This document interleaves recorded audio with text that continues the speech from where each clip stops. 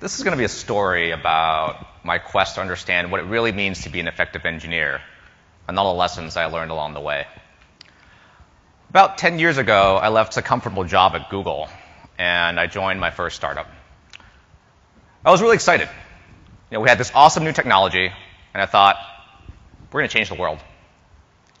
The startup was using ActionScript on Ruby and Rails, neither of which I had any familiarity with at the time, but I thought, no problem. I'm going to take some time, ramp up, get on board.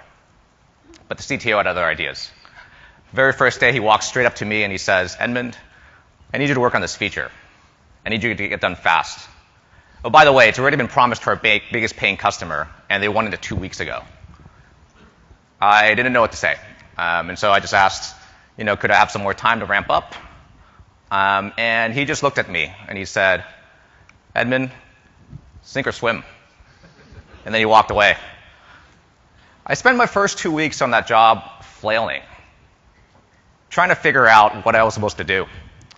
There was zero documentation, 0 unit tests, and I lived in constant fear of just pushing some code in the language I didn't know that would just break production. Honestly, it was probably an SRE's nightmare to deploy my code. I lived in constant fear, and I always wondered, was leaving Google actually the right thing to do? I ended up pulling 70, 80-hour weeks my first 2 weeks trying to get that feature out. It ended up being one of the most stressful times of my career. But deep down, I also thought, maybe powering through this pain was good for me. Maybe working in a fast-paced startup was the fastest path toward becoming an effective engineer. And maybe if I kept at it, I would see the light at the end of the journey. I just couldn't have predicted where it would have taken me. My first 5 years working at startups, my life was just revolved around work. I worked 60, 70, 80-hour work weeks. I remember when I first joined Quora, which built a question and answer site, there were just 12 employees. And their website, their jobs page, actually said, and this is no joke, you should be ready to make this startup the primary focus of your life.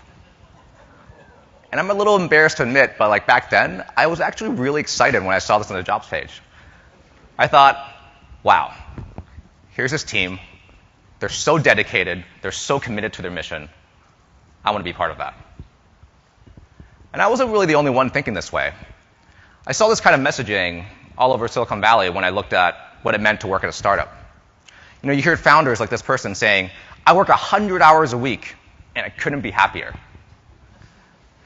Paul Graham, founder of Y Combinator, when he talks about startups, says, instead of working at low intensity for 40 years, you work as hard as you possibly can, for 4. And so there was this message that was pervasive for startups that working hard was the path of success. And if you didn't do that, you'd fall behind. Working long hours did come with some costs.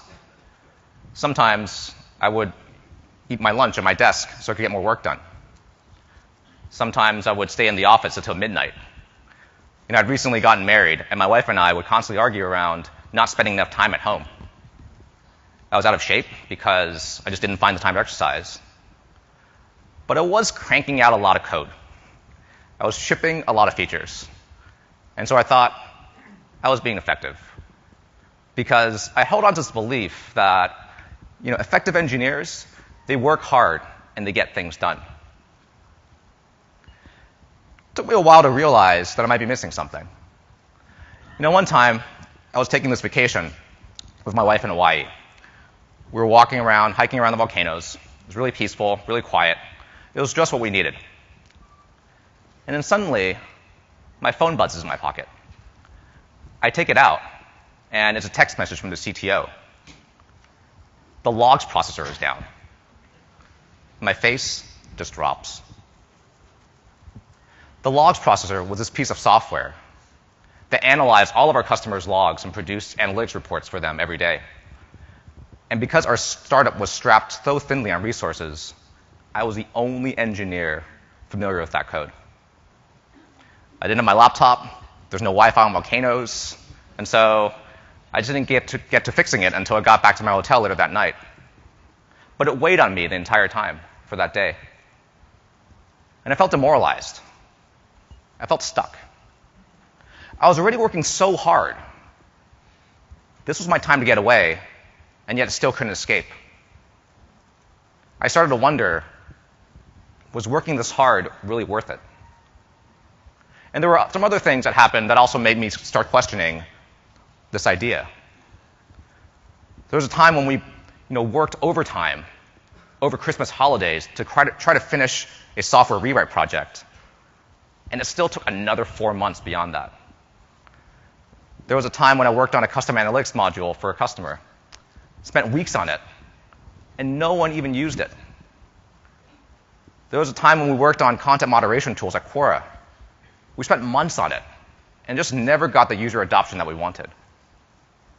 We were all working so hard, and yet so many things that we built ultimately didn't matter. We could literally have been on vacation for that time, and the companies would have been better off. And that's when it hit me.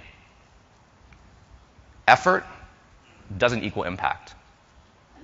Good intentions doesn't always lead to good results.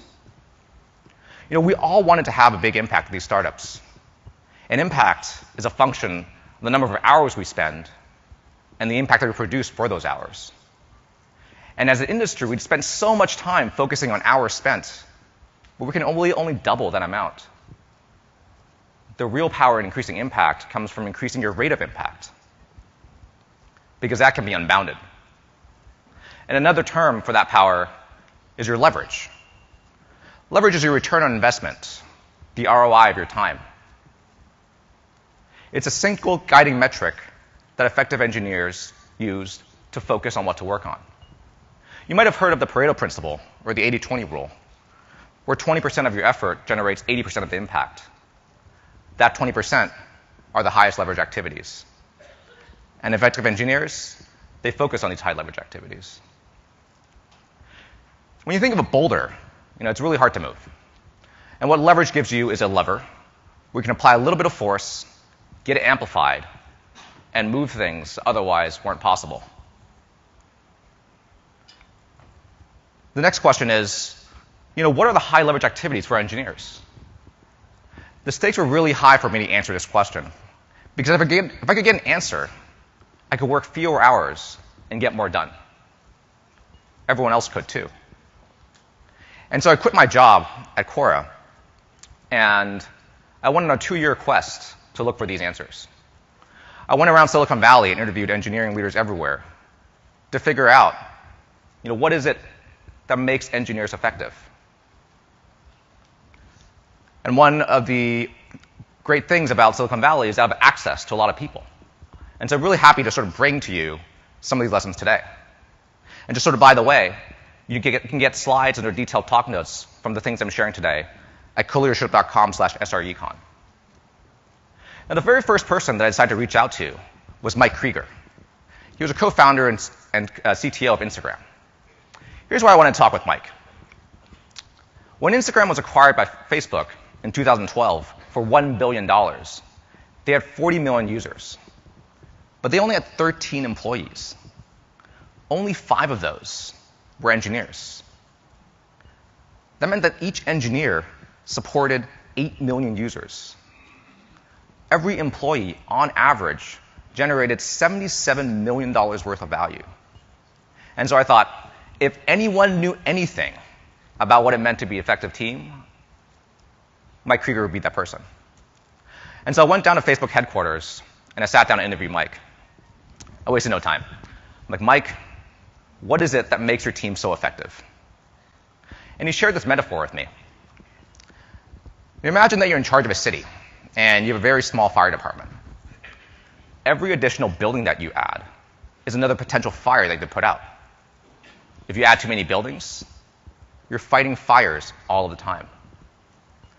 All too often, when we're building features, when we're thinking about shiny new technologies, we think about how fun it'd be to add, how fun it'd be to build. We don't really factor in the operational cost or the maintenance cost of these decisions. And so what I learned from Mike was that effective engineers actually factor in the operational costs. They minimize the operational burden. And this is high leverage because we already know that time is a pretty limited resource. And so the more that we can do to reduce taxes on our future time, the better off that we'll be. The more space that we'll create for creating more impact. Mike also shared something else with me. At Instagram, they have this core mantra: do the simple thing first. It's on their posters. It's the first thing to talk about in design reviews.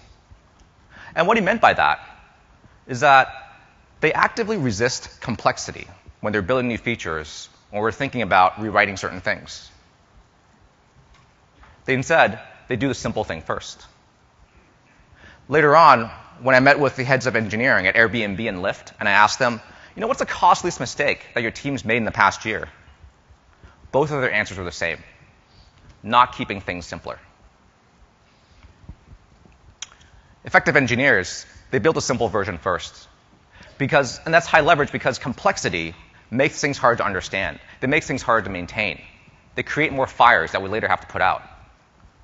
And so by building the simple version first, we create more space for ourselves to create more impact. Everywhere I went around Silicon Valley, people shared a lot of lessons. I learned from Bobby Johnson, who was the first director of infrastructure at Facebook, that the strongest engineers on his team would spend up to a third of their time investing in tools to increase their iteration speed. Tools for debugging, tools for monitoring, tools for gluing things together. And investing in tools is high leverage because these tools amplify the impact of our time. And they give us access to even more impact. I learned from working on user growth with Andy Johns and Adam D'Angelo at Quora that effective engineers prioritize aggressively. There's always more things to do than we have time for. So it's really important to stop and think about what's actually important.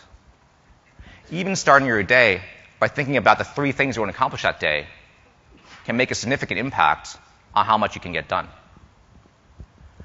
I learned from Mark Headland, who was the VP of engineering at Etsy and later Stripe, that effective engineers validate their ideas early and often. The biggest win that he saw at Etsy during his time there was from a team that decomposed a really complicated feature into a series of independently testable hypotheses. And that's high leverage because if you can find cheap and easy ways to validate what you're doing, to validate your assumptions, you waste less time going down the wrong path. Everywhere I went, whether it was Google, Facebook, Dropbox, Twitter, Reddit, people had a lot of stories. But those stories all shared a lot of the same themes. And so I collected those themes, those lessons, those stories. And 3 years ago, I self-published this book called The Effective Engineer. It's available on Amazon. The Kindle version is also available on effectiveengineer.com/book. And like most projects, I grossly underestimated how long I would publish this book. I thought it would take 1 year. It ended up taking 2. But I did feel really proud about coming up with a message that resonated with people. Teams across the world started using this book as an onboarding book for new engineers on the team. I led workshops and seminars at places like Google, Facebook, and Pinterest. And so, for a while, I felt on top of the world. And then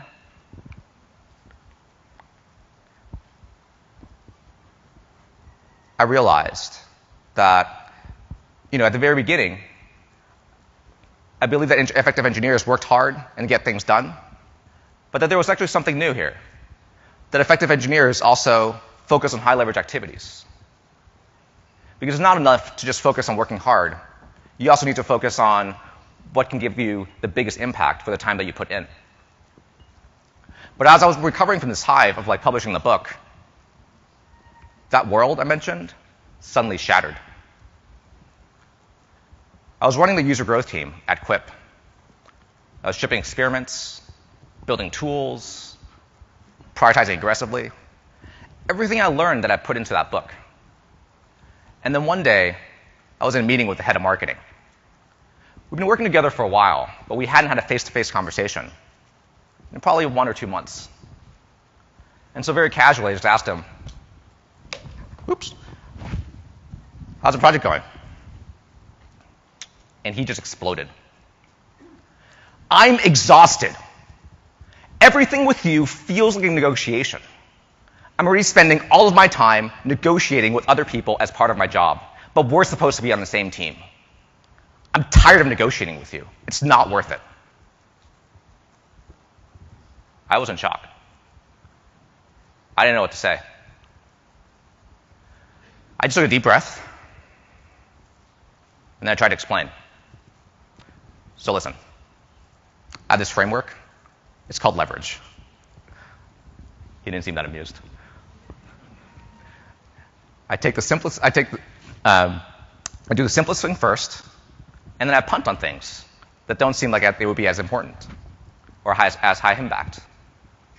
And then he just looked at me, and he said, Edmond, you're really great at punting things. And there was silence. It was maybe 5 seconds.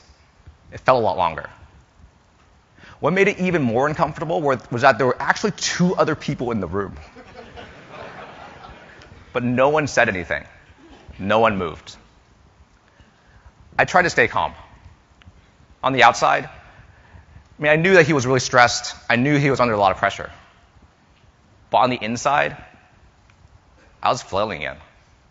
I didn't know what to do. It sort of brought me back to that first week when I joined a startup. Felt like I was out of place. I had spent so much time focused on what I thought were high-leverage activities that I completely missed that there was so much pent-up frustration and tension in our working relationship.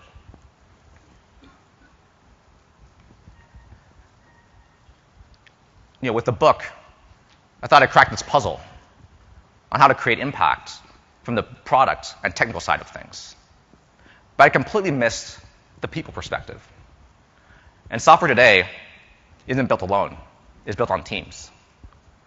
And to be an effective engineer, you also have to be effective at working with other people. I've known for the longest time how important it is to invest in the infrastructure for our code and for our products. When we have good infrastructure, otherwise hard things become easy. Things like testing, experimenting, deploying, scaling. But it's taken me over 10 years to learn that the same thing is true actually about our relationships. When we have good infrastructure built for our relationships, otherwise hard things can also become easy. Things like giving feedback, building alignment, resolving disagreements. And so I've realized that effective engineers also invest time and they build infrastructure for their relationships. The thing was, I didn't really know what the best practices were for doing this. Obviously, I had this explosive meeting with the head of marketing. And so I went on a new quest to answer another question. What are the best practices for building good infrastructure for our relationships? And for the past year, to sort of discover these answers, I've immersed myself in the world of leadership coaching to really understand people and relationships better. I spent a year doing this intensive coach training program and leadership development program with the Coaches Training Institute. I've coached upwards of 50-plus people, ranging from managers and tech leads to directors and CTOs. And here's what I've learned. On some level, we all know that trust is important for effective teams. But we're all held back by one limiting belief. And that's the belief that we can only build trust slowly over long periods of time together. That trust can only be built up slowly over time. And the impact of this belief is that we feel like it's slow to build trust. We don't do it. There's so many other things that we need to get done. How can we find time for it? But here's what I've actually discovered. Here's the real truth. You can actually build trust in moments, not in years. The slowness that we sometimes encounter comes from using the wrong tools for the job. With the right type of tools and the right types of conversations, even a 30-minute conversation can build huge levels of trust. At Co-Leadership, I run these workshops where I teach engineers some of these tools. And we've actually had attendees tell us that they're able to build more trust and learn more about each other from a 5-minute conversation in these workshops than they have from working together for over a year. And so I want to take some time and share some of these tools with you today. One of the most powerful tools for sort of strengthening relationship infrastructure is this tool called designing the alliance. It's a powerful way of sort of investing in your relationship. When you design an alliance with someone, you have an explicit one-on-one conversation with that person to design the working relationship. You're allies, and you share a common goal. And so, what's important to you in working together? What's important to you on the project? What does success look like in working together? Oftentimes, we don't actually have these explicit conversations to bring these important issues out into the open. And so we don't actually know what people care about. Now, we all know that when it comes to code and products, that explicitly designing them leads us to be able to create higher quality code and higher quality products. The same is true with our relationships. When we explicitly design them, we end up with higher quality relationships. And designing an alliance is one of those tools. Now, if you're new to this type of conversation, I put together a guide, which you can download at coleadership.com/SREcon, which sort of breaks down the 3 steps you can have to have one of these conversations, to design a work relationship as an alliance, so you can better achieve your goals. Another important tool is sharing explicitly the assumptions that you have. Sometimes what holds us back from a more productive working relationship isn't what the other person is doing, but what we're making up, the stories that we make up about why they're doing it. If someone gives us critical feedback, we might make up a story that they're not supportive or they don't respect us, and we end up being judged. If someone does something that annoys us or bothers us, we might make up a story that they're being inconsiderate, and we end up feeling resentful. If someone doesn't carry their own weight, we make up a story that they're lazy or they're incompetent, without even considering how they might feel about their own contributions. These stories that we make up in our heads hold us back from a more productive working relationship. And it's only by getting them out in the open that we can actually have a productive dialogue around what the real truth is. The core theme behind these conversations and other types of conversations that I'll teach people in workshops is that effective engineers, they build trust by making implicit things explicit. When things are implicit, they're faceless. They're hard to deal with. When they're made explicit, whether it's by designing alliances, clearing your assumptions, or something else, they become these powerful moments they can use to actually build trust.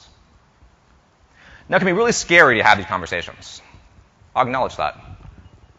But it's also the fastest way to building trust and building effective teams. And so that's exactly what I decided to do with the head of marketing.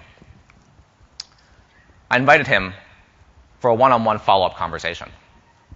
I shared an explicit positive intention of wanting to create a stronger working relationship, a stronger alliance with him, and also between engineering and marketing in general. I acknowledged that there were a bunch of assumptions that each of us had that made it really hard for us to work together. And so I invited him to make those assumptions explicit so that we could actually get past them using this framework. I shared with him, I have an assumption that you treat engineering as just a group of people you hand tasks to. And the impact of that is I feel a lot more protective of my team's time. He shared an assumption with me that, I don't really think of us as being on the same team. And the impact of that for him was that he felt like he had to negotiate and justify everything, which just made everything really exhausting. And so back and forth we went, sharing these assumptions that we had made up about each other that made it much harder for us to work together. We did that for over an hour. And that conversation was a huge turning point in our relationship. It was a start for us to actually build trust. And over the next few months, we were able to have really productive conversations around what's important to us in actually working together. We were even able to collaborate on a really big project for Dreamforce, the biggest software development conference in the world, with over 170,000 attendees. And that was only possible because of these conversations to build trust. We made all the things between us that we had held in each other's heads, but that we hadn't said. And by making them explicit, we were able to work past them. I started this talk thinking that effective engineers, they work hard and get things done. But that wasn't really enough. That led me to these 60, 70, 80-hour work weeks and wondering whether this was actually really worth it. I then thought that effective engineers, they focus on high-leverage activities, but it also wasn't enough. That led me to the explosive meeting with the head of marketing, where clearly I had missed something. I've then since learned that effective engineers, they build infrastructure for their relationships. And that with this infrastructure, whether it's by designing alliances, clearing the assumptions, they're able to make things that seem hard easy. They're able to build trust in moments and not just years. Now, I'll admit, I don't know all the answers. The truth is that effective engineers, they're always growing. I'm still growing, and I'm still learning. The one thing I can promise to you is that I want to share everything that I'm learning in this journey with you, because it's really important to me that together we raise the bar for what it means to be an engineer in the tech industry. I've also made this my personal mission. 2 months ago, I quit my job at Quip and started a new company, Co-Leadership, where our mission is to transform engineers into leaders. We're running these workshops, we're building courses to basically teach people how to have these trust-building conversations so that we can actually focus on creating the impact that we want to have. And if you would like to continue on this journey with me, I invite you to join me at coleadership.com/SREcon, where you can I'll share with you detailed talk notes and slides from this talk. I'll share with you that guide for how to have a conversation, to design your work relationships with alliances. I'll share with you early access to workshops we're releasing. And I'll also share with you a bunch of lessons that I really wanted to include in this talk, but wasn't able to fit in. Just go to coleadership.com/SREcon. I hope you'll join me.